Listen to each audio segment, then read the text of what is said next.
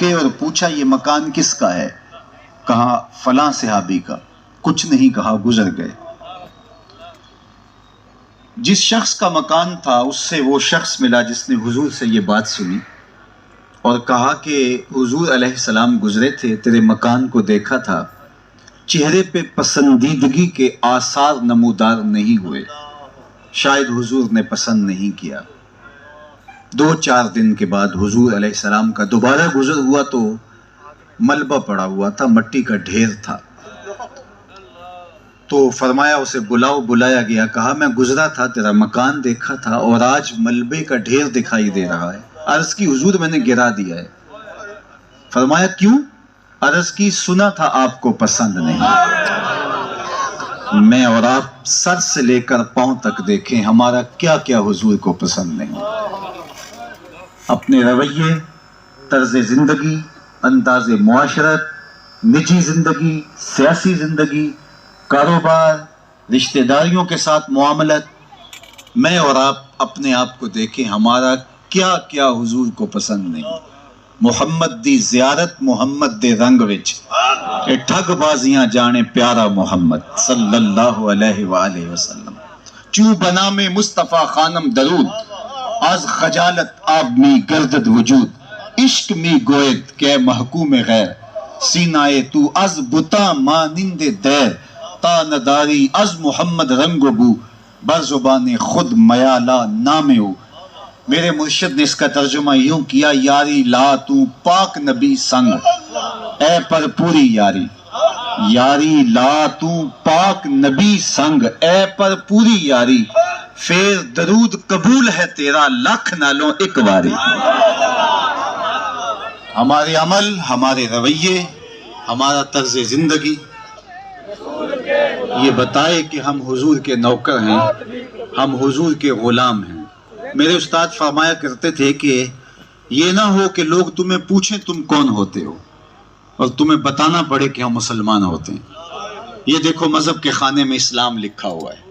فرمایا کرتے تھے صاحب نہ کسی کو پوچھنا پڑے اور نہ تجھے بتانے کی نوبت آئے، تیری وضاحت، تیرا طرز زندگی، تیرا انداز معاشرت، تیرا رویہ، تیرا طرز حیات ایسا ہونا چاہیے تو دور سے آ رہا ہو لوگ کہیں وہ دیکھو حضور کا غلام آ رہا ہے۔ نور آنکھوں میں تو چہروں پہ اجالے ہوں گے، مصطفیٰ والوں کے انداز نرالے ہوں۔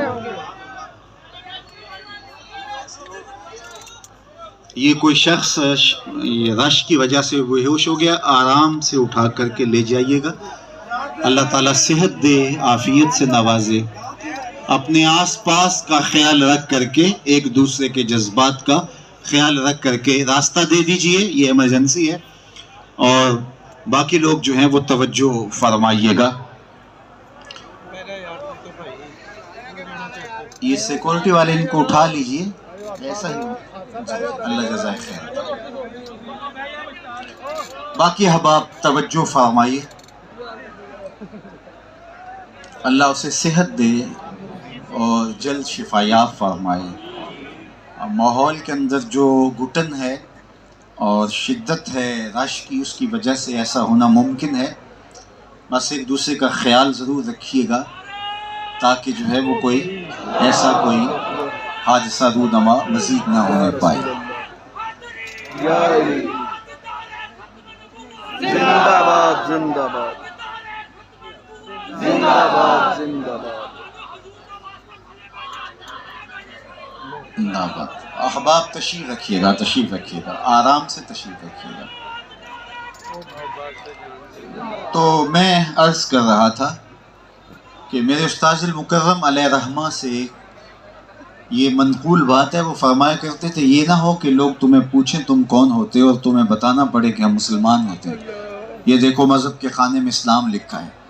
تو فرمایا کرتے تھے صاحب کسی کو پوچھنا نہ پڑے اور تمہیں بتانے کی نوبت بھی نہ آئے، تمہاری وضاحت، تمہارا طرز زندگی، انداز معاشرت، تمہاری زندگی گزارنے کا طریقہ اور سلیقہ اتنا دل آویز ہونا چاہیے کہ تم دور سے چلے آ رہے ہو لوگ کہیں وہ دیکھو حضور کا غلام آ رہا ہے۔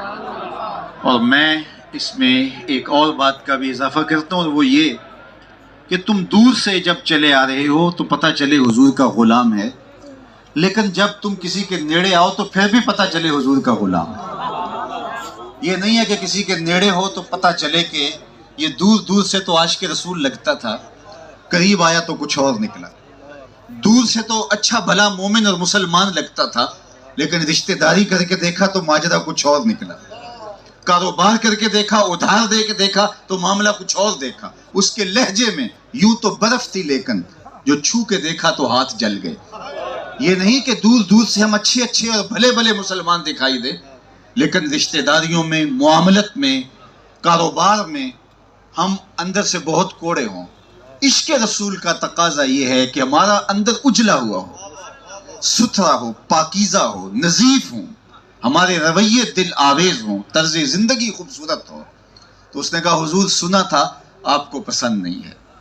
اللہ اکبر. تو محبت تو محبوب کی منشا پا جاتی ہے، اور حکم تو بہت بڑی بات ہوتی ہے. حکم کے لیے تو جانے وار دیتے. آقا کریم علیہ السلام تشریف فرما تھے اور مجلس نور جمی تھی کہ ایک صاحب آئے اور انہوں نے آ کے حضور علیہ السلام سے سلام عرض کیا، مصافحہ کرنا چاہا، لیکن آقا کریم نے اعراض کر دیا، رخ پھیر لیا. تو وہ سمجھے شاید حضور نے التفات نہیں کیا. اتفاقاً بعض قات ہو جاتا ہے، رش میں میرے ساتھ بھی ایسا ہوتا ہے، ایک آدمی ادھر سے پکار رہا ہے کہ ادھر سے پکار رہا ہے، تو کس کو پذیرائی بخشیں اور کس کو نظر انداز کریں. تو جدھر نظر پڑ گئی سو پڑ گئی، جدھر رہ گئی سو رہ گئی. تو اس میں قصور نہیں ہوتا، رش میں یہ معاملے ہو جاتے ہیں. تو اس نے سمجھا شاید حضور نے التفات نہیں فرمایا، تو جدھر حضور کا رخ تھا جا کے ادھر سے سلام پیش کیا. تو آقا کریم نے پھر اعراض کر لیا. سمجھ آ گئی کہ حضور ناراض ہیں، لیکن یہ سمجھ نہیں آ رہی تھی کہ ناراضگی کا سبب کیا ہے. تو وہ ناراض ہو کے چلے نہیں گئے کہ میرے سے ناراض کیوں ہیں. آج کل تو یہ بھی ہوتا ہے کہ ایک منٹ نہیں لگتا، کوئی بہانہ چاہیے لوگوں کو دینی لوگوں سے روٹھنے کا. تو اس نے صحابہ سے پوچھا کہ حضور علیہ السلام نے مجھ سے اعراض کیا ہے اور میرے سلام کا جواب ارشاد نہیں کیا، شاید مجھ سے ناراض ہیں، تو میں تو نہیں جان سکا. آپ بتا سکتے ہیں کہ ناراضگی کا سبب کیا ہو سکتا ہے؟ میں ایک لمبے سفر پر ایک مدت کے بعد واپس آیا ہوں، تو میں کچھ اندازہ نہیں رکھتا. تو انہوں نے کہا ہاں، یہ تو نے سونے کی جو انگوٹھی پہن رکھی ہے، اس کو حضور علیہ السلام حرام کر چکے ہیں. ان الذهب والفضة حرام لذکور امتی. سونا چاندی امت کے مردوں کے لیے حرام کیا گیا. یہ عورتوں کا زیور ہے، گہنا ہے عورتوں کا، عورتیں پہن سکتی ہیں، مردوں کے لیے جائز نہیں ہے. تو خام خواہ کا گناہ اپنے ذمہ لینے والی بات ہے. اس کو آتش دوزخ کا انگارہ قرار دیا حضور نے. تو تیرے ہاتھ میں یہ سونے کی انگوٹھی ہے، اس وجہ سے شاید حضور نے اعراض کیا ہو. تو وہ آگے بڑھا اور انگوٹھی اتار کر کے حضور کو پیش کرتے ہوئے کہا حضور اس وجہ سے ناراض ہے، یہ رہی. تو آقا کریم نے وہ انگوٹھی پکڑی اور یوں ایک جانب پھینک دی. ناراضگی کی وجہ یہی تھی. بیٹھ گیا، مجلس ہوئی، آقا کریم کی نور نور باتیں سنی، گفتگو کا نور روحوں میں جذب کرتا رہا. جب مجلس اختتام کو پہنچی، لوگ واپس پلٹنے لگے تو یہ بھی واپس ہونے لگا. تو کسی نے اشارہ کر کے کہا وہ انگوٹھی تو اٹھا لو، تم تو نہیں پہن سکتے لیکن تمہاری بیوی تو شرعاً پہن سکتی ہے، عورتوں کے لیے تو جائز ہے، قیمتی دھات ہے، سونا ہے، تو وہ تو اٹھا لو. تو صحابی نے جو جواب دیا وہ لفظ سن لیجئے. اس نے کہا واللہ لا آخذہ ابدا وقد طرحہ رسول اللہ صلی اللہ علیہ وآلہ وسلم. کہا اللہ کی قسم میں اسے کبھی بھی نہیں اٹھاؤں گا جس کو میرے حضور نے پھینک دیا ہے. یہ سونا ہے، ہیرا ہے، لال ہے، جواہر ہے، موتی ہے، پکھراج ہے، کچھ بھی ہے پڑا رہے، میں نہیں اٹھاؤں گا اس لیے کہ اس کو میرے حضور نے پھینک دیا. میں اور آپ سر سے لے کر پاؤں تک دیکھیں، کوئی ایسی چیز تو نہیں ہم پکڑے ہوئے جس کو حضور نے پھینک دیا ہو، کوئی ایسی عادت تو نہیں تھامے ہوئے جس کو حضور نے پھینک دیا ہو، کچھ ایسا رویہ تو نہیں اپنائے ہوئے جس کو میرے حضور نے پھینک دیا ہو، کوئی ایسا کاروبار تو نہیں کر رہے جس کو میرے حضور نے پھینک دیا ہو، کوئی ایسا انداز تکلم تو نہیں اختیار کیے ہوئے جس کو میرے حضور نے پھینک دیا ہو. تو میں اور آپ سر سے لے کر پاؤں تک دیکھیں کہ ہمارا کوئی رویہ حضور کے بتائے ہوئے طریقوں سے ہٹ کر نہ ہو. ان کی محبت کا تقاضا یہ ہے کہ ان کا خلق ہماری روحوں میں اترے. ان کی محبت کا تقاضا یہ ہے کہ ان کا پیار ہمارے من میں سمویا جائے. اس مخلوق کے ساتھ، حضور کی امت کے ساتھ ہماری محبت مثالی ہو. حضور کے غلاموں کے ساتھ میرے والد گرامی رحمت اللہ تعالی علیہ فرمایا کرتے تھے کہ اگر تم حضور کی امت سے پیار کرو گے تو حضور تم سے پیار کریں گے۔ سبحان اللہ۔ کسی کی اولاد سے آپ پیار کرتے ہیں اور اس کے چہرے کو اس کے چہرے کی بلائیں لیتے ہیں تو آپ نہیں دیکھتے کہ باپ کے چہرے پہ آپ کے لیے کیا جذبات امڑ کے آ جاتے ہیں۔ کسی بچے کی گال سہلائیں، اس کے سر پہ ہاتھ پھیریں تو کیا رویہ ہوگا اس کے باپ کا۔ یا جب حضور علیہ السلام کی امت سے آپ پیار کریں گے تو آمنہ کے لال کے دل میں امت کے لیے کتنی محبت پیدا ہوگی اور اس غلام کے لیے کتنا پیار پیدا ہوگا۔ اس لیے میں تو گلی گلی یہی کہتا ہوں کہ توڑنے کی بدکاری نہ کرو، جوڑنے کی کوشش کرو۔ یہ امت ٹکڑے ٹکڑے ہو چکی ہے۔ یہ پوری امت آج جس درد سے، جس طرف سے گزر رہی ہے، جس اذیت سے گزر رہی ہے، آج خیر تو ہمارا تماشا بنائے ہوئے۔ ہم اس پہ بحث کر رہے ہیں کہ چور کا ہاتھ انگلیوں سے کاٹا جائے یا ہتھیلی سے کاٹا جائے یا پنجے سے کاٹا جائے، لیکن ہمارا دشمن کہتا ہے کہ کندھوں سے ان کے بازو ہی کاٹ دیے جائیں، ان کی ٹانگیں ہی کاٹ دی جائیں، یہ سانس بھی جو لے رہے ہیں وہ بھی نہ لے پائیں۔ آج ہمیں دیکھنا ہوگا کہ آج حضور کا پیار ہمیں کیا سکھاتا ہے۔ یار محبت تو جوڑتی ہے۔ میرا اور آپ کا کیا رشتہ ہے؟ کوئی رشتہ داری ہے؟ کوئی کاروباری سانجھ ہے؟ میرا آپ کا تو آپ کی شناسائی بھی نہیں ہے۔ 2 4 5 10 لوگ ہوں گے جن سے چہرہ شناسی ہے، باقیوں کو تو پہلی مرتبہ میں دیکھ رہا ہوں، اور آپ کی بھی میرے سے کوئی ایسی شناسائی نہیں ہے، لیکن آپ کی آنکھوں کی پتلیوں پہ یہ لکھا ہوا پیار کیوں ہے؟ آپ کے سینوں میں محبت کی کائنات کیوں موجزن ہے؟ آپ جو ہے وہ ایک سیلفی لینے کے لیے کیوں تڑپ رہے ہیں؟ میں کون ہوں، کیا اوقات ہے میری، خس خس جتنا قدر نہ میرا تے صاحب نو وڈے آئیاں، میں گلیاں دا روڑا کوڑا تے محل چڑھایا سائیاں۔ میرا اور آپ کا کون سا رشتہ ہے؟ اور وہ ایک ہی رشتہ ہے، اور وہ نام محمد صلی اللہ علیہ وسلم۔ محمد کی وساطت سے، محمد کی وساطت سے محبت تیری میری ہے۔ لا الہ توجہ چاہوں گا،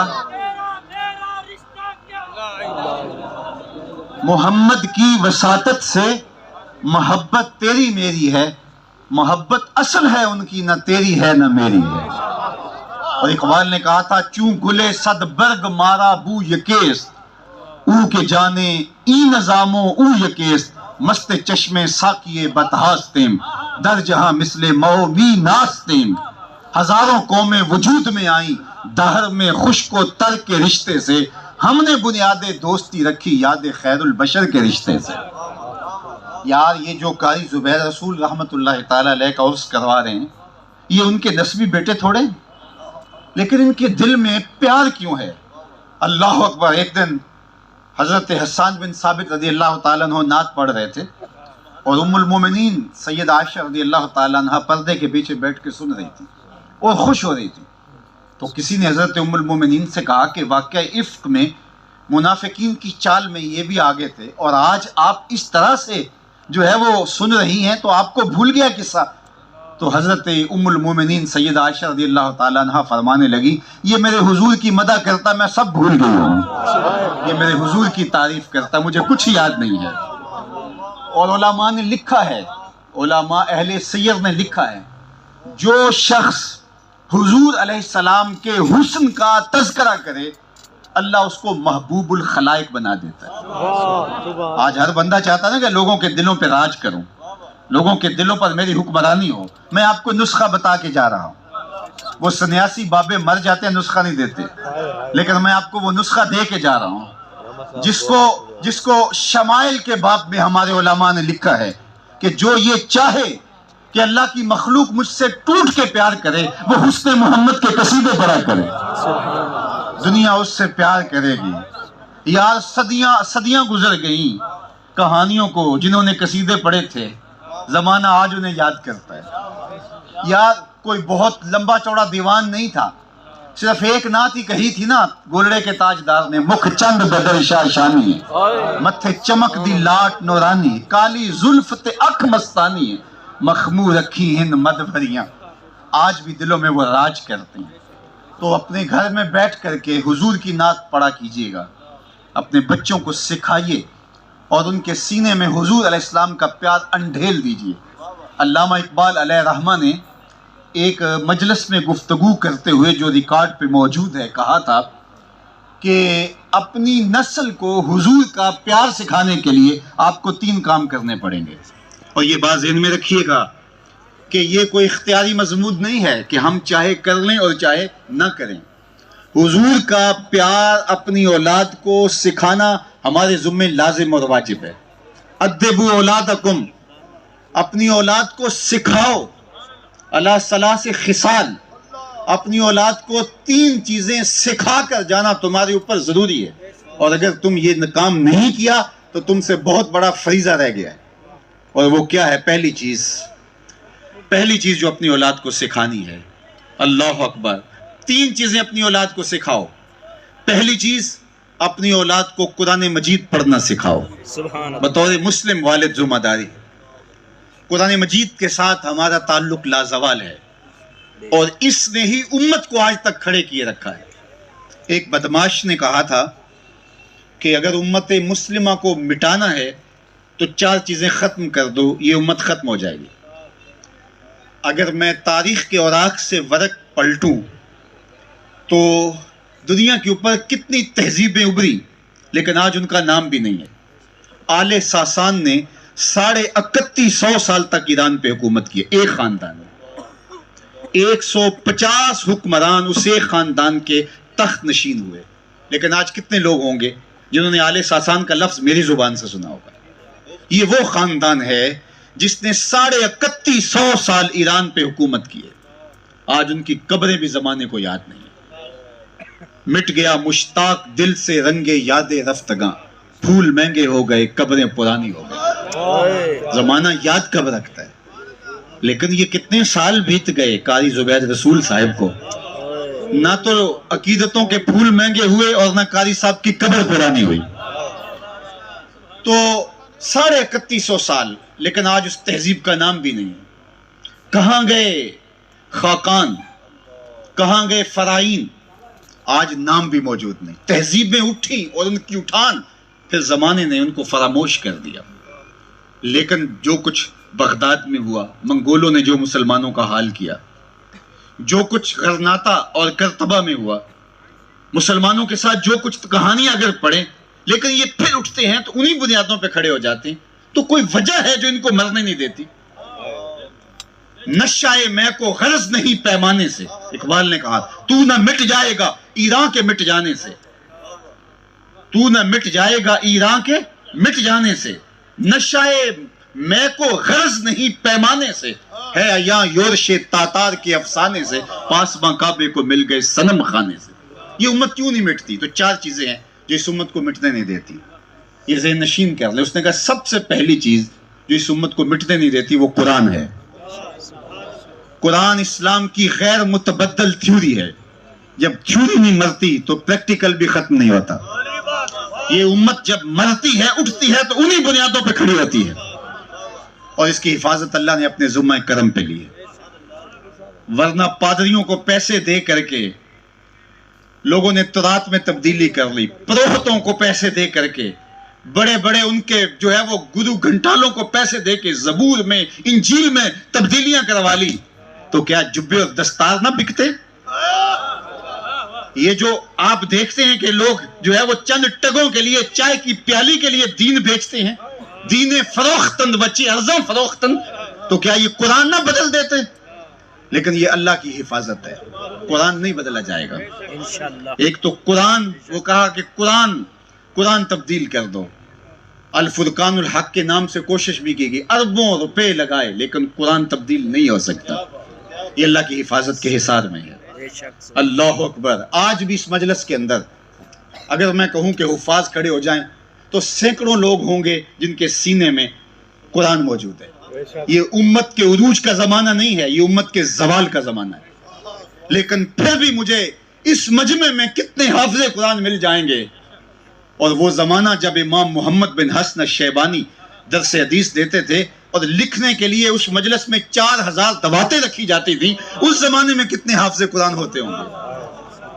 تو انہوں نے کہا کہ قرآن کو ختم کر دیں، لیکن یہ نہیں ہو پاتا۔ دوسری بات، انہوں نے کہا کہ اگر اس امت کو مٹانا ہے تو حج کی اجتماعیت کو ختم کیا جائے گا، یہ امت کی وحدت کا ضامن ہے۔ محلے کی سطح پہ روز ہم 5 بار جمع ہوتے ہیں، علاقے کی سطح پہ 8 دن کے بعد جمعے میں جمع ہوتے ہیں، شہر کی سطح پر جو ہے وہ عیدین پہ جمع ہوتے ہیں، اور عالمی سطح پہ حج پہ جمع ہوتے ہیں۔ یہ اسلام کا دیا ہوا نظم کسی مذہب کے پاس نہیں ہے۔ گلی سے لے کر حج کے اجتماع تک، گلی سے لے کر عالمی اجتماع تک، یہ اسلام کا دیا ہوا نظم ہے۔ کاش کہ حج کے موقع حج کو اس طرح مؤثر بنایا جاتا۔ وہاں حج کو تو ختم نہیں کیا جا سکا، لیکن جو ہے وہاں ایسے لوگ بٹھا دیے گئے 100 سال پہلے جنہوں نے اس کی روح کو ہی ختم کر دیا۔ اقبال چیخ چیخ کے رویا۔ اقبال کوئی پوچھے زائرین حرم سے، حرم کا تحفہ کیا زمزم کے سوا کچھ اور نہیں؟ جو بھی جاتا ہے کھجوریں لا کے دیتا ہے، پانی لیتا ہے، وہاں سے یہی لینے گئے تھے۔ امت کی نہضت کا ضامن ہے حج، امت کی نشت کا ضامن ہے حج۔ تیسری بات اس نے کہی کہ اگر جہاد ختم کر دیا جائے تو پھر لازمی نتیجہ یہ ہے کہ امت جو ہے وہ جہاد کے نام پہ جب کھڑی ہو جاتی ہے تو اس طاقت کے آگے کوئی نہیں ٹھہر سکتا۔ مرزا دجال کو اسی لیے کھڑا کیا گیا تھا، لیکن اس امت کی رگوں کے اندر یہ چیز رکھی گئی ہے۔ اور چوتھی چیز جو اس نے کہی تھی کہ اگر اس امت سے ختم کر دی جائے، اور جس پہ حملے ہو رہے ہیں، اس نے کہا ان کے سینے سے حضور کا پیار کھینچ لیا جائے، حضور کی محبت چھین لی جائے۔ وہ فاقہ کش جو موت سے ڈرتا نہیں رہا، ذرا روح محمد ان کے بدن سے نکال دو۔ تو یہ اگر کر لیا جائے یہ امت مٹ جائے گی، لیکن یہ بات ذہن میں رکھیے گا، اس امت کا مقصوم ہے حضور کی محبت، اور ہمارے اوپر لازم ہے قرآن سکھائیں۔ دوسری بات، وحب محمد صلی اللہ علیہ وآلہ وسلم، حضور علیہ السلام کا پیار، حب نبی ہے، حضور کی محبت، یہ ہمارے اوپر لازم ہے۔ اور تیسری چیز وحب اہل بیت ہی، حضور کی اطرت کا پیار اولاد کے سینے میں ڈالا جائے۔ تو بات اقبال کے حوالے سے کرنا چاہتا تھا، 3 چیزیں ہیں جو حضور کی محبت آپ کی اولاد میں منتقل کر سکتی۔ ویسے تو اس پر علماء نے کتابیں لکھی، ڈاکٹر عبدہ یمانی نے اس پر علموا اولادکم محبت رسول اللہ صلی اللہ علیہ وآلہ وسلم کتاب لکھی، اس پر 40 طریقے لکھے جن کے ذریعے سے آپ اپنی اولاد کے سینے میں حضور کی محبت ڈال سکتے ہیں۔ لیکن اقبال نے 3 چیزیں بیان کی، کہتے ہیں 3 چیزیں۔ سب سے پہلی کہ اپنی اولاد کو کثرت کے ساتھ حضور پہ درود پڑھنا سکھاؤ، اس کا لازمی نتیجہ یہ ہوگا کہ ان کے سینے میں حضور کا پیار پیدا ہوگا، صاحب درود سے محبت پیدا ہو جائے۔ درود دلوں کی پاکیزگی کا ضامن ہے، روحوں کی طہارت کا ذریعہ ہے، رزق میں برکت کا سبب ہے، آنکھوں میں حیا پیدا کرتا ہے، خیالوں میں ندرت پیدا کر دیتا ہے۔ یہ چھوٹے بچے جو ضدی ہوتے ہیں، اکھڑ، ماں باپ پریشان ہوتے ہیں اور کہتے ہیں اس کو کوئی دم ڈال دیجئے یا اس کو کوئی تعویذ دے دیجئے، بچہ ضد بہت کرتا ہے اور یہ بہت تنگ کرتا ہے، تو میں وظیفہ بتاتا ہوں آپ کو، اس کے ہاتھ میں درود کی تسبیح دے دو۔ آپ ہفتوں عشروں میں دیکھیں گے اس کی طبیعت کے اندر نرمی اور رقت پیدا ہو جائے گی۔ اور وہ بچے جو درود پڑھتے ہیں اور وہ بچے جو درود نہیں پڑھتے، دونوں کی ذہانت میں بھی فرق ہوتا ہے۔ تو اپنی اولاد کو درود پڑھانا سکھاؤ۔ اقبال کہتے ہیں یہ پہلا کام ہے۔ کسی نے اقبال سے پوچھا تھا کہ بڑے بڑے سخنور ہوئے ہیں لیکن تیرے شعروں میں جان کہاں سے آئی، تیرے شعروں میں کھنڈ کہاں سے آئی، مٹھاس اور شہد کہاں سے آیا؟ جو اہل سخن ہیں، اہل ادب ہے، وہ غالب کو بڑا شاعر مانتے ہیں، بات کرنے کا ڈھب بھی آتا ہے، سلیقہ بھی ہے، گفتگو کا طریقہ بھی ہے، چاہیے اچھوں کو جتنا چاہیے، یہ اگر چاہیں تو پھر کیا چاہیے، بات کرنے کا ڈھب آتا ہے۔ غالب جس بات میں جاتا ہے پھر غالب غالب ہے۔ یہ مسائل تصوف کے، یہ تیرا انداز بیاں غالب، ہم تجھے ولی سمجھتے اگر بادہ خار نہ ہوتا۔ تو لوگوں نے غالب کو بڑا شاعر مانا ہے، لیکن کتنے لوگ ہوں گے جن کو غالب کے اشعار یاد ہوں گے؟ لیکن دلوں پر سکہ اقبال کا ہی بیٹھا نا۔ تو کسی نے اقبال سے پوچھا کہ تیرے شعروں میں جمال کہاں سے آیا، حسن کہاں سے آیا؟ تو اقبال نے کہا کہ میں نے 1.25 کروڑ مرتبہ حضور پہ درود پڑھا ہے، یہ ساری کھنڈ حضور کے نام کی ہے۔ میں تنہا کمال سخن کو نہ پہنچا، میں تنہا کمال سخن کو نہ پہنچا، میرے شعر ہیں اور تاثیر ان کی۔ تو حضور علیہ السلام کا نام اور درود پڑھو گے تو آپ کے لہجے میں بھی مٹھاس پیدا ہو جائے گا، لہجہ میٹھا ہو جائے گا۔ ایک تو اقبال نے کہا کہ اگر اولاد کے سینے میں حضور کا پیار ڈالنا چاہو تو درود پڑھنے کی عادت ڈالو. دوسری بات، بڑی خوبصورت بات، انہوں نے کہا کہ انسان فطرتاً حسن پسند ہے. یہ طبع ہے انسان کی، انکار نہیں ہے اس سے. جہاں بھی حسن دیکھے گا لڑک جائے گا. وہ کاکل دراز میں ہو، وہ لب و رخسار میں ہو، وہ نرگسی آنکھوں میں ہو، وہ قد رانا میں ہو، وہ بلبل کے لہجے میں ہو، کوئل کی آواز میں ہو، وہ حسن جھومتی ندیوں میں ہو، بہتے دھاروں میں ہو، کوساروں کا منظر نامہ ہو. جھیل کی بچھی ہوئی آنکھ کا حسن دیکھ کر مست نہیں ہو جاتا بندہ. تو حسن جہانگی ہوگا. کسی بوڑھے کی سفید داڑھی میں بھی حسن ہے اور کسی بچے کی مسکراہٹ میں بھی حسن ہے. تو حسن جہاں بھی ہوگا متاثر کرے گا. اور جس کو حسن متاثر نہیں کرتا تو سمجھو کہ اس کا کوئی مسئلہ ہے، اس کے سینے میں دل ہی نہیں ہے. غالب نے کہا تھا غم اگرچہ جاں گسل ہے پہ کیا بچیں کہ دل ہے. غم عشق اگر نہ ہوتا غم روزگار ہوتا. یہ تو چھٹکارا ہی نہیں. جب دل ہے تو دل بھر بھی ہوگا، جب آنکھ ہے تو نظارے بھی ہوں گے. طبیعت تو چاہے گی کوئی حسن ہو، کوئی مہرو ہو، کوئی پری پیکر ہو، کوئی زہرہ جمال ہو، کسی کی مست آنکھیں ہوں، کسی کی شربتی ادائیں ہوں اور میں دیکھ کر کے مست ہو جاؤں. یہ تو فطرت ہے انسان کی. تو اقبال نے کہا کہ یہ طے ہے کہ انسان طبعاً حسن پسند ہے. تو کہا جب یہ طے ہے حسن کے بغیر گزارا ہی نہیں، انسان کی آنکھوں کا رزق ہے حسن، تو کہا پھر آؤ انسان کو پھر حسن محمد کے قصیدے سناؤ. جب بچوں کو شروع سے ہی حضور کے حسن کے قصیدے سناؤ گے تو وہ الجھی ہوئی زلفوں میں نہیں پھنسے گا، وہ محمد کی زلفوں میں پھنس جائے گا. دل تو کہیں اٹکنا ہی اٹکنا ہے، دل نے تو کہیں لٹکنا ہی لٹکنا ہے. اچھا نہیں ہے کہ حضور کے قدموں میں آ جائے. دل نے تو قربان ہونا ہی ہے، سونا نہیں ہے کہ حامین کی زلفوں میں قربان ہو جائے. اور میں آپ کو یہ بھی بتاؤں کہ دنیا کا حسن، وہ اقتدار کا حسن ہو، وہ دولت کا حسن ہو، وہ لب و رخسار کا حسن ہو، یہ زوال پذیر ہے. لیکن حسن محمد جاویداں ہے. یہ حسن بے وفا ہے. یہ حسن، میں سویر سے لے کر شام تک سڑکوں پہ رہتا ہوں. بلکہ ہم ایک دفعہ ایک سفر پہ تھے تو ایک کوئی فقیر بیٹھا تھا سڑک کے کنارے اور اس کے اوپر لکھا ہوا تھا بابا سڑکاں والی سرکار. تو میں اپنے ساتھیوں کو کہا کہ یہ تو کنارے والی سرکار ہے، سڑکوں والی تو ہم ہیں. اس سویر سے لے کر شام تک سڑکوں پہ رہتے ہیں، کبھی عرش پر، کبھی فرش پر، کبھی ان کے در، کبھی در بدر. غم عاشق کی طرح شکریہ میں کہاں کہاں سے گزر گیا. تو سویر سے لے کر شام تک کبھی شہر، کبھی اس شہر، کبھی اس بستی، کبھی اس بستی. تو یہ کام تو چلتا ہے. تو جب ہم سڑکوں پہ رہتے ہیں تو بہت کچھ دیکھنے کو بھی ملتا ہے. تو گاڑیوں کے پیچھے ایک جملہ لکھا ہوتا ہے صنم بے وفا. تو وہ آپ نے بھی پڑھا ہوگا. تو میں نے جملہ پڑھا تو اپنے ساتھیوں کو کہا جو ہم رقاب تھے میرے، میں نے کہا کہ یہ دیکھو کیا لکھا ہے. تو انہوں نے کہا جناب آپ بھی تو دیکھ رہے ہیں. میں نے کہا اس کا مطلب کیا ہے؟ کہا آپ ہی بتا دیجئے. میں نے کہا کسی نے کسی سے پیار کیا ہوگا اور پھر اس نے بے وفائی کر دی اور یہ تحریری احتجاج کر رہا ہے، یہ دل کی بھڑاس نکال رہا ہے، یہ تحریری احتجاج ہے. میں نے کہا یہ کسی نے کسی سے پیار کیا تھا، یہ بے وفائی کا داغ لیے جو ہے وہ بتا ہے کہ لوگوں دنیا بے وفا ہے. میں نے کہا اگر لوگوں سے پیار کرو گے تو اخیر بے وفائی ہے. لیکن میں تمہیں اس چوکھٹ پہ لے چلوں کہ جو ہاتھ پکڑتے ہیں تو حشر کے دن بھی نہیں چھوڑتے. پیار اس سے کرو جو وفا نبھانے کی ریت جانتے ہیں، جو دنیا کے آخرت میں بھی نہیں چھوڑتے. اللہ اکبر. اور پھر ایک اور بات بتاؤں آپ کو، دنیا کی محبتیں تقسیم کرتی. ایک کے دو چاہنے والے آپس میں رقیب ہوتے ہیں. محبوب تو میرا تھا، تم نے کیوں دیکھا؟ رقابت پیدا ہو گئی.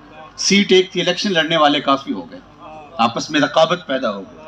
دنیا کا حسن چاہے کسی بھی قسم کا ہو رقابت پیدا کرتا ہے. کاروبار، سیاست، رویے، شریکہ برادری، حسن عورت، حسن جمال، سب تقسیم پیدا کرتا ہے. ایک کے دو چاہنے والے آپس میں رقیب ہوتے ہیں. لیکن جس حسن کی میں بات کر رہا ہوں، ایک کے اربوں چاہنے والے آپس میں حبیب ہوتے ہیں. سارے حسن رقابت پیدا کرتے ہیں. یہ حسن جو ہے وہ رفاقت پیدا کرتی ہے، یہ حسن محبت پیدا کرتی ہے، یہ انسانوں کو جوڑتی ہے. وطن کیا ہے، علاقہ کیا ہے، دیس کیا ہے۔ بلال حبشے سے تھے، صہیب روم سے آئے تھے، سلمان فارس سے آئے تھے، ابو بکر عمر مکے کے رہنے والے تھے، حضرت سعد مدینے کے رہنے والے تھے، لیکن سب کو جوڑ کر کے ایک لڑی میں پرو دیا یہ حسن محمد کی کرشمہ ساز نے۔ سبحان اللہ۔ تو اقبال نے کہا کہ اپنی اولاد کو حضور کے حسن کی کہانی سناؤ۔ اگر میں اس عنوان سے بات کروں تو بات تو یہ ایک الگ ہے اور بہت لمبی ہے، صرف حضور کے حسن پر ایک حدیث آپ کے سامنے رکھ دیتا ہوں اور اپنے مضمون کو بس میں اختتام کی طرف لے کے جا رہا ہوں۔ مجھے اس بات کا احساس ہے کہ دور پیچھے تک لوگ کس مشکل میں کھڑے ہیں، تو حضور کا ایک فرمان سن لیجیے، حضور کے حسن کی کہانی۔ حضور کے ایک صحابی ہیں جن کا نام ہے حضرت ابو طفیل رضی اللہ تعالیٰ عنہ۔ یہ صحابہ میں سب سے آخر میں انتقال کرتے ہیں، سن 110 ہجری میں ان کا انتقال ہوا ہے۔ گویا حضور کے وصال کے 100 سال بعد تک بھی یہ بقید حیات تھے۔ سبحان۔ حج کا موسم تھا، ہجوم عاشقاں تھا، تو یہ تشریف لائے اور ایک اونچے ٹیلے پہ کھڑے ہو گئے اور جو حجاج تھے ان سے مخاطب ہو کے کہنے لگے، لوگوں اس وقت روئے زمین پہ میرے علاوہ کوئی نہیں جس نے حضور کو دیکھا ہو، آؤ مجھ سے حضور کی باتیں پوچھو۔ اللہ اکبر، لوگ امٹ کے آ گئے، اللہ اکبر، ہجوم کر کے آ گئے۔ اچھا حج کا موقع تھا، لوگوں نے حج کے مسئلے پوچھے ہوں گے لیکن جواب نفی میں، کسی نے حج کا مسئلہ نہیں پوچھا۔ جب ایک صحابی آئے نا ابو طفیل، انہوں نے کہا لوگوں اس وقت روئے زمین پہ میرے علاوہ کوئی نہیں جس نے حضور کو دیکھا۔ یار کیا ناز ہے، کیا حسن ہے۔ اقبال نے کہا تھا نسیم تشنا ہی نہیں اقبال کچھ اس پہ نازاں، نسیم تشنا ہی نہیں اقبال کچھ اس پہ نازاں، فخر ہم کو بھی ہے شاگرد یہ داغ سخنداں کا۔ کہتا مجھے ناز ہے، میں بھی داغ دہلوی کا شاگرد رہا ہوں۔ جس نے داغ دہلوی کو دیکھا ہو، میرے استاد تھے سر محمد علی حاشر، تو وہ کبھی بڑے فخر سے بات کر دے کہ میں اقبال کی مجلس میں بیٹھتا رہا ہوں، میں مولانا ظفر علی خان کا مصاحب رہا ہوں، تو ناز کرتے۔ جس نے داغ کو دیکھا ہو وہ ناز کرے، جس نے ذوق کو دیکھا ہو وہ ناز کرے، جس نے جو ہے وہ اقبال کو دیکھا ہو وہ ناز کرے، اور جس کی آنکھوں نے جمال محمد عربی دیکھا ہو وہ کیوں ناز نہیں کرے گا۔ تو کہا لوگوں میں نے حضور کا چہرہ دیکھا ہے، آؤ مجھ سے باتیں کرو۔ لوگ جمع ہو گئے اور آ کے انہوں نے پوچھا کیا حضور سے، جی انہوں نے آ کے حضور علیہ السلام سے پوچھا کیا، انہوں نے کہا صف لنا رسول اللہ صلی اللہ علیہ وسلم، ان آنکھوں نے اگر حضور کو دیکھا ہے تو ہمیں بتائیے حضور کیسے تھے۔ تو انہوں نے 3 لفظوں میں حضور کا حلیہ بیان کیا، یہ آپ یاد کر سکتے ہیں۔ اور میں نے کہا جو حضور کا حلیہ نگار ہوتا ہے وصاف ہوتا ہے، اللہ اس کو مقبول عوام بنا دیتا ہے۔ تو یہ یاد کر کے آگے بیان کرو، اپنے بچوں کو سناؤ، آپ کے دلوں میں، آپ کے لیے لوگوں کے دلوں میں محبت پیدا ہونا شروع ہو جائے۔ میرا تجربہ ہے اس کا۔ تو یہ حدیث سن لو۔ انہوں نے پوچھا کہ صف لنا رسول اللہ صلی اللہ علیہ وآلہ وسلم، حضور کا حلیہ بیان کیجیے۔ تو انہوں نے 3 لفظوں میں حلیہ بیان کیا۔ کان رسول اللہ صلی اللہ علیہ وسلم ابیض ملیحن مقصدہ، کا ایک تو چٹا رنگ تھا، گورا رنگ تھا حضور کا۔ دوسری بات انہوں نے کہی ملیحن، حضور کا حسن نمکین تھا۔ ایک ہوتا ہے حسن سبی، میٹھا حسن، دیکھو تو تڑپ جاؤ، یہ میٹھا حسن ہے۔ حسن کی قسمیں ہیں، میٹھا حسن، نقوش ایسے ہیں دیکھو تو تڑپ جاؤ، اور ایک ہوتا ہے حسن ملی، دیکھو تو پھر دیکھتے رہ جاؤ۔ حسن انا املہ و اخی یوسف اسبا، فرمایا میں نمکین حسن والا ہوں، میرے بھائی یوسف کا حسن میٹھا تھا اور میرا حسن نمکی ہے۔ حضرت شاہ ولی اللہ محدث دہلوی علیہ رحمہ کے والد شاہ عبد الرحیم محدث دہلوی فرماتے ہیں میں نے خواب میں حضور کی زیارت کی اور حضور علیہ السلام سے پوچھا حضور وہاں تو زنان مصر کی انگلیاں کٹ گئی اور یہاں کوئی ایسا واقعہ پیش نہیں آیا جبکہ حسن ملی زیادہ پرکشش ہوتا ہے، تو اس کی کیا وجہ؟ تو آقا کریم نے فرمایا جمالی مستور عن اعین الناس غیرۃ من اللہ، اے عبد الرحیم اللہ نے غیرت محبت کی وجہ سے میرے حسن کو لوگوں کی نظروں سے چھپا کے رکھا ہے۔ کوئی محب نہیں چاہتا کہ میرا محبوب دیکھے، کوئی بھی محب نہیں چاہتا۔ قتیل شفائی نے کہا تھا کہ اس حد تلک بڑھ گئی ہے بے اعتمادی، اگر آپ تھوڑے خاموش ہوں تو ذرا حسن محمد کا تذکرہ چھڑا ہے تو یہاں تو سانسوں کا شور بھی نہیں ہونا چاہیے۔ تو قتیل شفائی کا لہجہ دیکھیے، اس حد تلک بڑھ گئی ہے بے اعتمادی کہ تجھ کو تجھ سے بھی چھپانا چاہتا ہوں، کہ تجھ کو تجھ سے بھی چھپانا چاہتا ہوں۔ وہ کہتا ہے میری تو آرزو یہ ہے کہ میرے محبوب کو میرا محبوب بھی نہ دیکھے، میرا محبوب آئینہ بھی نہ دیکھے، بس دیکھوں اور میں ہی دیکھوں۔ تو یہ محبت کی غیرت ہوتی ہے۔ تو کہا جمالی مستور عن اعین الناس، میرے حسن کو لوگوں کی نظروں سے چھپا کے رکھا گیا۔ اور صوفیہ فرماتے ہیں 70,000 بشریت کے پردے حضور کے حسن پہ رکھے گئے، اور اگر یہ نقاب نہ ہوتے تو کوئی تاب ہی نہ لا سکتا۔ یہی بہتر ہے کہ وہ پردے میں روح پوش رہے، یہی بہتر ہے کہ وہ پردے میں روح پوش رہے۔ وہ اگر پردہ اٹھا دے تو کسے ہوش رہے، وہ اگر پردہ اٹھا دے تو کسے ہوش رہے۔ اور مولانا حسن رضا فاضل بریلوی کے برادر اصغر بولتے ہیں، وہ فرماتے ہیں کہ وہ اگر جلوہ کریں تو کون تماشائی ہو، وہ اگر جلوہ کریں تو کون تماشائی ہو۔ تو کہا جمالی مستور عن اعین الناس، وہ حسن ملیک چھپایا گیا تھا لوگوں کی نظروں سے۔ اور تیسری بات مقصدہ، مقصد کا معنی متوازن، لیس بالطویل ولا بالکثیر، نہ قد لمبا نہ چھوٹا، درمیانی قد و قامت، سوا الصدر والبطن، پیٹ اور سینہ برابر۔ اللہ اکبر، حسن حضور کا، جمال حضور کا۔ کان رسول اللہ عظیم الہامہ، حضور علیہ السلام کا سر موزونیت کے اعتبار سے بڑا تھا، یہ حسن تھا۔ ابل الذرائین والصادین والزندین، یہ حسن تھا حضور کا۔ مکھ چند بدر شاہ شانی، متھے چمک دی لاٹ نورانی۔ اللہ اکبر، تو اجے میرا یار نہیں ڈٹھا، تو اجے میرا یار نہیں ڈٹھا، جنوں ویکھ کے چند شرما۔ اللہ اکبر۔ میں ایک زمانے میں اٹلی میں تھا، تو وہ ایک ایسی مجلس جہاں سکھ بھی موجود تھے، تو جب میں نے یہ اشعار پڑھے تو وہ اٹھ کے جھومنے لگے۔ تو میں نے بعد میں دوستوں سے پوچھا کہ یہ کیوں جھوم رہے تھے، تو وہ کہنے لگے کہ یہ اس پنجابی کے حسن کی وجہ سے جھوم رہے تھے۔ اللہ اکبر۔ تو آپ تو پنجابی بھی ہیں، تو پنجابی کا لطف بھی لے سکتے ہیں اور حسن رسول کی چاشنی بھی چکھ سکتے ہیں۔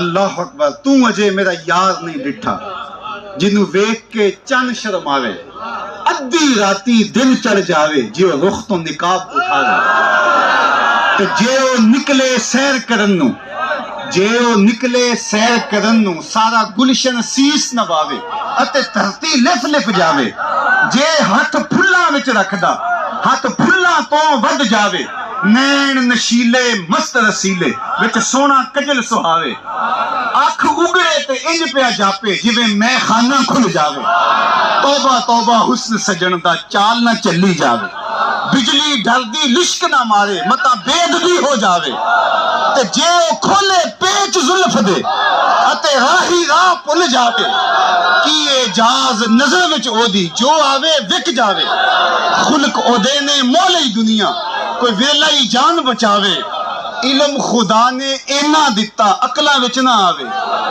علم خدا نے اینا دتا عقلاں وچ نہ آوے، عقل خدا نے اینی دتی علماں وچ نہ آوے، کی اعجاز نظر وچ او دی، جو آوے وک جاوے، خلق او دے نے مولی دنیا، کوئی ورلائی جان بچاوے، آزم ایڈا سونا ماہی سنو کدرے نظر نہ آوے۔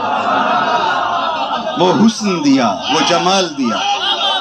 بریلی سے آتی ہوئی آواز بھی سنیں، بل بل نے گل ان کو کہا، ذرا لہجہ دیکھیے، بل بل نے گل ان کو کہا۔ بل بل کی انتہائی پرواز تو پھول ہی ہے، پھول کے آگے تو وہ سوچ بھی نہیں سکتی، اس نے بھی پھول کہہ دیے۔ بل بل نے گل ان کو کہا، کمری نے سروے جاں فضا، بل بل نے گل ان کو کہا، کمری نے سروے جاں فضا، حیرت نے جھنجھلا کر کہا، یہ بھی نہیں وہ بھی نہیں، خورشید تھا کس زور پر، خورشید تھا کس زور پر، کیا بھڑ کے چمکا تھا کمر، بے پردہ جب وہ رخ ہوا، یہ بھی نہیں وہ بھی نہیں۔ وہ حسن دیا کل قمر لیلۃ البدر، لم ارا قبلہ ولا بعدہ مثلہ۔ کیا پوچھتے ہو، 14ویں رات کے چمکتے ہوئے چاند کی طرح تھے حضور۔ یہ حضرت ابو ہریرہ بولے۔ حضرت احسان بن ثابت کہتے ہیں، وہ کہتے ہیں لم ارا قبلہ ولا بعدہ مثلہ، میں نے حضور جیسا نہ پہلے دیکھا نہ بعد میں دیکھا۔ تو حضرت احسان بولے، دیکھتے کیسے، کسی ماں نے جنم دیا ہوتا تو دیکھتا، خدا نے وہ سچائی پن چھڑیا جدے وچ محمد نو ڈالیا سی، حسینہ جمیلہ دا منہ موڑ دیتا، محمد بنا کے قلم توڑ دے۔ جب یہ خاکے تراشے گئے تھے تو میں نے پورے ملک میں کہا تھا، میں نے کہا خاکے تو خاکیوں کے ہوتے ہیں، جو پیکر نور اس کے خاکے کون تراشے گا؟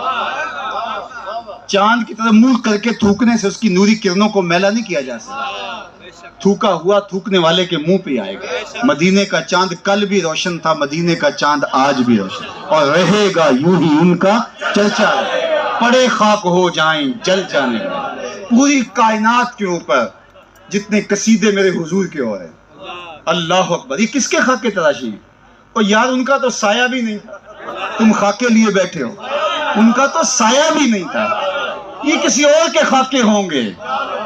جب حضور علیہ السلام کی توہین کرتے کرتے قریش نے آپس میں مشاورت کی نا کہ یار تم عجیب لوگ ہو، محمد صلی اللہ علیہ وسلم بھی کہتے ہو اور عیب بھی لگاتے ہو، تم تو اہل زبان ہو، اہل لغت ہو، تمہیں تو پتہ ہے کہ محمد کا معنی کیا ہے، اور پھر عیب بھی لگاتے ہو۔ ایک کام کرو، یا نام لینا چھوڑ دو اور یا پھر توہین کرنی چھوڑ دو۔ محمد اور عیب لگانا یہ بنتا ہی نہیں۔ کوئی کہے کہ پھول سونا نہیں ہوتا، کوئی کہے شہد میٹھا نہیں ہوتا، کوئی کہے کہ چاند سونا نہیں ہوتا، یہ کیسی بات ہے؟ محمد کا معنی الذی یحمد حمدن بعد حمد، مرتن بعد مرتن، کرتن بعد کرتن۔ محمد وہ ہوتا ہے جس کی بار بار تعریف کی جائے، تعریف کرنے والا تھک جائے، تعریف محمد کی تعریف ختم نہ ہو۔ تو کہا یار عجیب بات، انہوں نے اپنے طور پہ نام رکھ لیا مزمم، صحیح بخاری اٹھائیے، اور انہوں نے مزمم کہہ کے خود سے باطنی کا اظہار کرنا شروع کر دیا۔ تو کسی نے سنا تو حضور سے آ کے کہا کہ حضور وہ مزمم کہہ کے سب و شتم کر رہے ہیں۔ تو آقا کریم نے فرمایا تم نے دیکھا نہیں اللہ قریش کے منہ کو کیسے پھیر دیا؟ یشتمون مزممن و یلعنون مزممن وانا محمد صلی اللہ علیہ وسلم۔ فرمایا وہ کسی مزمم کو گالیاں دے رہے ہیں، میرے رب نے مجھے محمد بنایا۔ یار یہ کسی خاکی کے خاکے بنا رہے ہوں گے، میرے محمد کے تو خاکے بن ہی نہیں سکتے ہیں۔ اللہ اکبر، جن کا سایہ بھی نہیں ہے ان کے خاکے کیسے ہو سکتے ہیں؟ مثل او در عالم امکا متصور نیست، حضرت مجدد الفیضانی فرماتے ہیں ان کی مثل بزم عالم میں تصور بھی نہیں ہو سکتا۔ اور اقبال نے اسی کا ترجمہ کیا، رخ مصطفیٰ ہے وہ آئینہ، رخ مصطفیٰ ہے وہ آئینہ کہ اب اس سا دوسرا آئینہ، نہ کسی کی بزم خیال میں نہ دکان آئینہ ساتھ۔ اللہ اکبر۔ تو کہا کل قمر لیلۃ البدر لم ارى قبلہ ولا بعدہ مثلہ۔ سنیے، کان رسول اللہ صلی اللہ علیہ وسلم ابیض ملیحا مقصدا، یہ تین لفظ یاد کر لیجئے۔ تو حضور کا حسن متوازن تھا، چٹا گورا رنگ تھا حضور کا، سرخی مائل، اور آقا کریم کا حسن ملی تھا۔ تیسری چیز اقبال نے بیان کی اور اس کے بعد میری گفتگو اپنے اختتام کو پہنچ جائے گی کہ انسان طبعاً کسی شخص کی خوبیوں کو پسند کرتا ہے اور اس کا اس کی طرف میلان ہوتا ہے، جس طرح مشاہیر کے ساتھ لوگوں کے قلب کا رب پیدا ہوتا ہے۔ بڑے فلاسفرز ہیں، بڑے بڑے جو ہے وہ ادیب ہیں، بڑے جو ہے وہ جنہوں نے قوموں کے لیے کچھ کیا، تو لوگ جو ہے وہ ان کے لیے دل میں محبت رکھتے ہیں۔ تو یہ ایک انسانی طبع ہے، کسی کے اوصاف، کسی کے وصف اس کی طرف راغب کرتے ہیں۔ تو اقبال کہتے ہیں کہ اگر آپ چاہیں کہ اپنی نسل کو حضور کی بے لاگ اور بے لوث محبت کا نور ان کے سینے میں ڈال دیں، تو تیسرا کام آپ کو یہ کرنا پڑے گا کہ حضور کی سیرت ان کے سامنے رکھنی پڑے گی، چونکہ جس طرح میرے حضور کی صورت جیسی صورت کسی کی نہیں، حضور کی سیرت جیسی سیرت بھی کسی کی۔ اللہ اکبر۔ سیرت کے عنوان اگر میں چھیڑوں تو یہ ایک لمبی کہانی ہو جائے گی۔ صرف ایک واقعہ ہے، غیر مسلم نے اسلام قبول کیا کسی زمانے میں، تو جب اسے پوچھا گیا کہ اسلام کی کس قدر نے تجھے متاثر کیا ہے، تو اس نے کہا صرف ایک واقعہ میری ہدایت کا سبب بن گیا۔ سنی اپنے نبی کی شان، ایک واقعہ میری ہدایت کا سبب بن گیا۔ وہ کیا کہا، ایک دن مجلس رسول لگی تھی، ہجوم عاشقاں تھا، کہ ایک شخص نے کہا حضور میرا بیٹا گم ہو گیا اور ایک عرصے سے مل نہیں رہا، آپ دعا کر دیجئے میرا بیٹا مل جائے۔ قبل اس سے کہ حضور کے ہاتھ اٹھتے اور اجابت کے در کھل جاتے، مجلس میں موجود ایک شخص جو پیچھے کھڑا تھا، اس نے کہا حضور میں اس کے بیٹے کو شکل سے جانتا ہوں اور ابھی فلاں باغ کے قریب سے گزر کے آیا ہوں، وہاں بچوں کے ساتھ میں نے اسے کھیلتے ہوئے دیکھا ہے۔ بس بات پوری ہو گئی، اس نے دوڑ لگا دی۔ تو آقا کریم نے فرمایا صحابی کو بلایا جائے، بلایا گیا، فرمایا بہت جلدی ہے جی حضور، آپ جانتے ہیں کئی دنوں سے بچہ مل نہیں رہا، میں الگ تڑپ رہا ہوں، بچے کی ماں الگ بے چین ہے، تو میں چاہتا ہوں کہ اس بچے کو ملوں اور اس کو جلدی اس کی ماں کی گود تک پہنچاؤں کہ ممتا کی ماری ہوئی ماں کے دل کو قرار ملے۔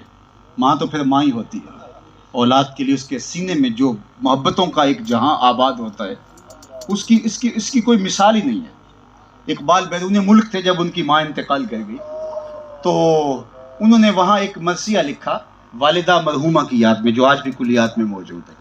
تو اس میں انہوں نے ایک جملہ لکھا، ذرا غور کیجیے، آہ وطن میں ہوگا اب کس کو میرا انتظار، آہ وطن میں ہوگا اب کس کو میرا انتظار، کون میرا خط نہ آنے سے رہے گا بے قرار، آرزو لے کر تیری خاک مرکز پہ آؤں گا اب دعائے نیم شب میں کس کو میں یاد آؤں گا۔ ہر ایک کو کہنا ہی پڑتا نا جناب دعاؤں میں یاد رکھیے، مولانا صاحب سے بھی کہنا پڑتا، پیر صاحب سے بھی گزارش کرنی پڑتی، اور باقی لوگوں جناب مجھے دعاؤں میں یاد رکھ، حج پہ جا رہے ہو، عمرے پہ جا رہے ہو، ہمیں دعاؤں میں یاد رکھنا۔ لیکن ماں سے کبھی کہنا پڑا کہ ہمیں دعاؤں میں یاد رکھنا؟ ماں ایسے ہی یاد رکھتی ہے، اور پھر ماں جب ہاتھ اٹھا کے دعا مانگتی ہے تو بیٹے کے حصے کی رحمت عرش سے جو ہے وہ کھینچ لاتی ہے، اور لازمی نہیں ہے کہ ماں رابعہ بصریہ ہو تو پھر ہی دعا قبول ہوتی ہے۔ اپلے تھاپتی ہوئی ماں، گارے سے بھرے ہوئے ہاتھ بھی، لیپا پوتی کرتی ہوئی ماں گارے سے بھرے ہوئے ہاتھ بھی اٹھا دے، اللہ ان ہاتھوں کو بھی خالی نہیں موڑتا۔ ماں کے سینے میں وہ درک اور وہ محبت کا جہاں آباد کر دیا گیا ہے۔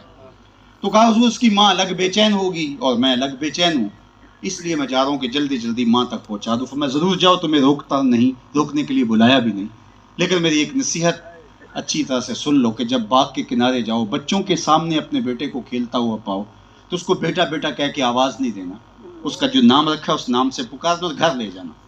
عرض کی حضور میرا بیٹا ہے اور کئی دنوں سے بچھڑا ہے، ملے گا تو اس کو بیٹا کہہ کے پکاروں گا، سینے سے چمٹاؤں گا۔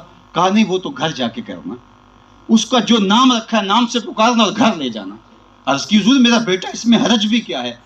فرمایا تم نہیں جانتے، کئی دنوں سے بچھڑے ہو، تمہارے لہجے میں بلا کا اثر ہوگا، تمہاری آنکھوں میں امٹتا پیار میں دیکھ رہا ہوں، لیکن تم نہیں جانتے کھیلنے والوں میں ہو سکتا ہے کوئی یتیم بھی کھیل رہا ہو، اور جب تم اپنے بیٹے کو بیٹا کہہ کے پکارو گے تو پھر یتیم کا دل بھر آئے گا، کاش آج میرا باپ ہوتا تو مجھے بیٹا کہہ کے پکار۔ یہ ہمارے دین نے بتایا۔ بیوہ کے سامنے اپنی بیوی سے ملاطفت کرنے سے منع کر دیا تاکہ بیوہ کا دل بے چین نہ ہو۔ غریب کے سامنے اپنی دولت کی نمائش کرنے سے روک دیا، بلکہ یہاں تک فرمایا اپنے گوشت کی خوشبو سے غریب ہمسائے کو تکلیف نہ دو، یا تھوڑا پانی زیادہ ڈال لو، شوربے کی پیالی ہمسایوں کے گھر بھیج دو۔ اور اگر ایسا نہیں کر سکتے تو جو ہے وہ ایسے زاویے میں کھانا پکاؤ کہ اس کی مہک غریب کے گھر تک نہ پہنچے۔ غریب بچے ضد کر بیٹھے، ماں باپ ضد پوری نہ کر پائے، ان بلکتے بچوں کے آنسو کون پوچھے گا؟ وہ کیا کسی نے کہا تھا، دوپہر کو سلا دیتی ہے بچوں کو وہ اس ڈر سے، دوپہر کو سلا دیتی ہے بچوں کو وہ اس ڈر سے، گلی میں پھر کھلونے بیچنے والا نہ آ جائے۔ تو یہ ہمارا دین ہے، ہمیں سکھاتا ہے ہمدردی ایک دوسرے کے لیے۔ سید خورشید گیلانی مرحوم نے لکھا تھا کہ امیر لوگ نمائش نہ چھوڑیں، جو ہے وہ آسائش نہ چھوڑیں، لیکن نمائش چھوڑ دیں تو غریبوں کی جان سوکھی ہو سکتی ہے۔ تو یہ ہمارے حضور کا دیا ہوا دین ہے، یہ حضور کا اپنی اولاد کو جب یہ سکھاؤ تو پھر ان کے سینے میں حضور کا پیار پیدا ہوگا۔ اور میں ایک بات کا صرف اضافہ کر کے سمیٹتا ہوں، اور وہ یہ کہ حضور اپنی اولاد کو حضور علیہ الصلوۃ والسلام کی عظمتوں کے باب بتاؤ۔ اب چھوڑ دو اس بحث کو کہ دیوار کے پیچھے کا علم تھا یا نہیں، اب ہمیں چھوڑ دینا چاہیے اس بحث کو کہ اختیار کتنا تھا، اس بحث کو چھوڑ دینا چاہیے۔ وہ حضور خطیب الاسلام علیہ رحمہ فرمایا کرتے تھے، تم نے حلیمہ کی بکریوں کے پیچھے پیچھے دیکھا ہے، سدرہ پر جبریل کے آگے آگے نہیں دیکھا، تو ذرا اس رنگ سے بھی دیکھنے کا مزاج پیدا کرو۔ اگر اپنی اولاد کو نبی علیہ السلام کے اختیارات کے حوالے سے بات کرنے لگ جائیں گے تو وہ سوچے گی کہ آج کی جدید ٹیکنالوجی نے تو پوری دنیا کو فتح کر لیا اور ایٹم کا کلیجہ بھی شک کر لیا گیا، اور نبی کو کسی چیز کا اختیار نہیں۔ اپنی اولاد کو بتاؤ نہیں، نبی کی شان اور اختیار کا عالم یہ وہ انگلی اٹھائے چاند کے 2 ٹکڑے ہو جائیں، سورج پلٹ کے عصر کے وقت پہ آ جائے، اور سڑیاں کھجوراں اگا جان دائے، اور پتھراں نو کلمے پڑھا جان، قطرے کو سمندر ذرے کو ستارہ کرتے ہیں، کونین کو خم آ جاتا ہے جب زلف سوارا کرتے، می وریا کستوریاں دا، می وریا کستوریاں دا، جدوں یار نچوڑیاں زلفاں، ذرا شیر کا حسن دیکھ لیجئے. نی بھریا کستوریاں دا جدوں یار نچوڑیاں زلفاں قبلہ او دے بھنیاں سائم جدے یار نے موڑیاں زلفاں. اللہ اکبر. وہ حسن ہے، وہ جمال ہے. تو حضور کے حسن کا تذکرہ بھی سنائیں، سیرت بھی سنائیں تو لازمی ان کے سینے میں حضور کا پیار پیدا ہوگا. اور ابتدا میں یہ میں سب بتا چکا ہوں کہ سچی محبت جب سینے میں آتی ہے تو وہ عمل کی متقاضی ہوتی ہے. اللہ آپ سب کو جزائے خیر دے، آپ کا شہر آباد رہے اور اپنی پناہیں اور اپنی خاص کرم نوازیوں سے مالا مال فرمائے. الحمدللہ رب العالمین والصلاة والسلام علی اشرف الانبیاء والمرسلین. اے اللہ کاری